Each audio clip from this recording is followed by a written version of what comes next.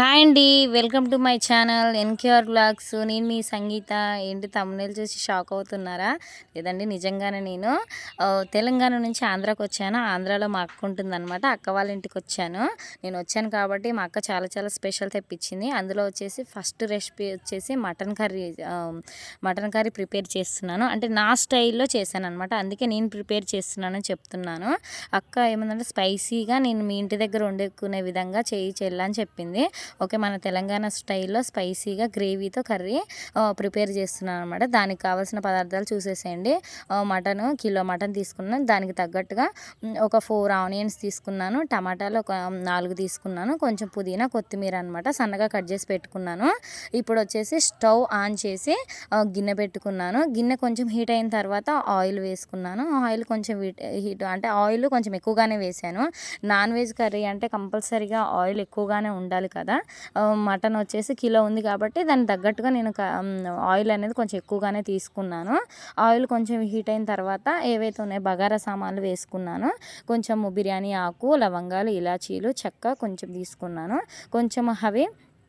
కొంచెం మగ్గిన తర్వాత ఏవైతే సన్నగా కట్ చేసి పెట్టుకున్నానో ఆనియన్స్, పుదీనా వేసుకున్నాను. అవి కొంచెం 50% మగ్గిన తర్వాత అల్లం వెల్లుల్లి పేస్ట్, ఇంకా వచ్చేసి పసుపు వేసుకున్నాను.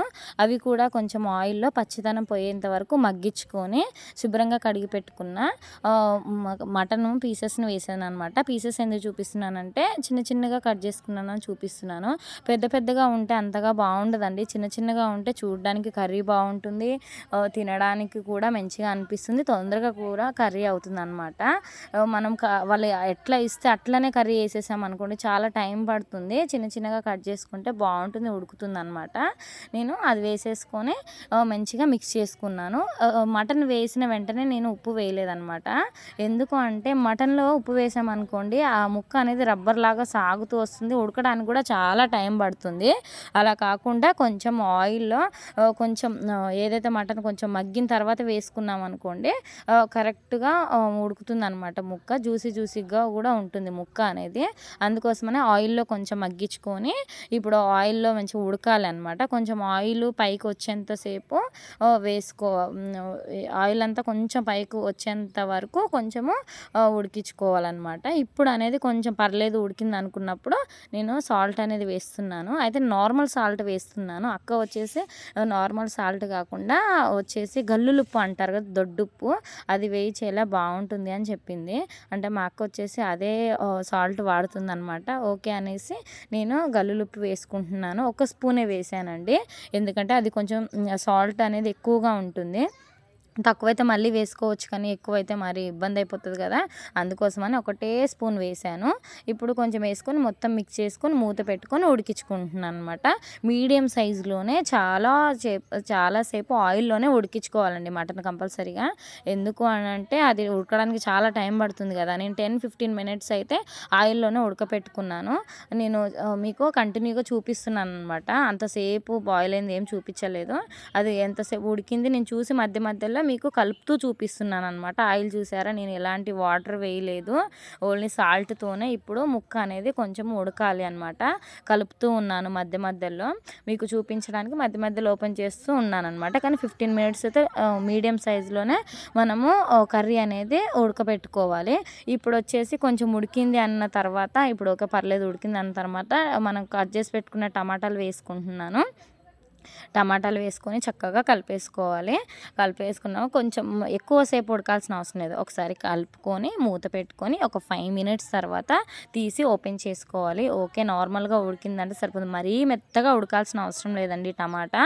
ఎందుకు అనంటే మనం మటన్ కర్రీ కాబట్టి చేసుకునేది, మటన్ కూడా ఇంకా చాలా బాయిల్ అవ్వాలి కాబట్టి దాంతోపాటు ఇది కూడా బాయిల్ అయిపోతుంది.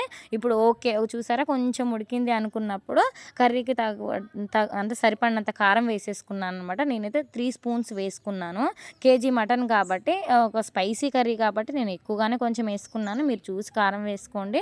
ఒకసారి కారం వేసుకొని మంచిగా కలుపుకోవాలన్నమాట. మంచి ముక్కకు పట్టేదాకా ఒక 5 మినిట్స్ అయితే మూత పెట్టుకొని మగ్గించుకోవాలి. ఎందుకంటే కారము, ఉప్పు అంతా మటన్కి టమాటాలకు పట్టాలి కాబట్టి నేను ఒక 5 మినిట్స్ అలా మగ్గించుకొని తర్వాత మూత తీసి కర్రీకి సరిపడినంత వాటర్ అనేది వేసుకోవాలి, గ్రేవీ కర్రీ కాబట్టి.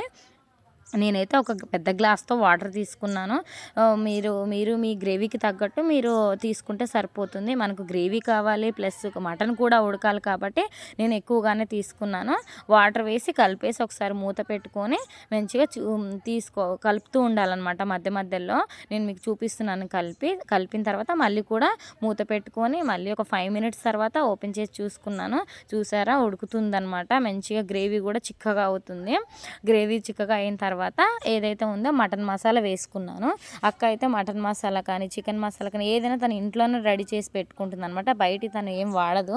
నేను ఏదైతే అక్క రెడీ చేసి పెట్టిందో మటన్ మసాలా ఒక స్పూన్ వేసుకున్నానండి. కారం కూడా బాగా వేసాను, బగారా సామాన్లు కూడా వేసుకున్నాను కాబట్టి ఆ కర్రీకి తగ్గట్టుగా ఒక పెద్ద స్పూన్తో గరం మసాలా అనేది వేసాను. గరం మసాలా వేసుకున్న తర్వాత కూడా మంచిగా కలుపుకొని మూత పెట్టుకోవాలన్నమాట. ఒక 10 మినిట్స్ అలా సిమ్లో ఉడికించుకోవాలి. ఆ మసాలా అంతా ఆ కర్రీకి గ్రేవీకి పట్టి మంచిగా స్మెల్ వస్తుంది.